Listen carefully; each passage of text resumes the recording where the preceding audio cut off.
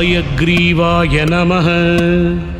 अस्य श्री हयग्रीवकवचस्य हयग्रीव ऋषिः अनुष्टुप् छन्दः।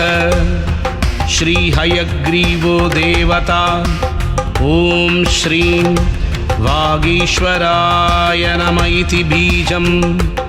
ॐ क्लीं विद्याधराय नमः इति शक्तिः।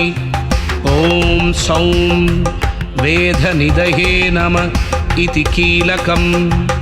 ॐ हयग्रीवाय शुक्लवर्णाय ज्ञानमूर्तये ओंकाराय अच्युताय ब्रह्मविद्याप्रदाय स्वाहा। मम हयग्रीवप्रसादसिद्ध्यर्थे जपे विनियोगः।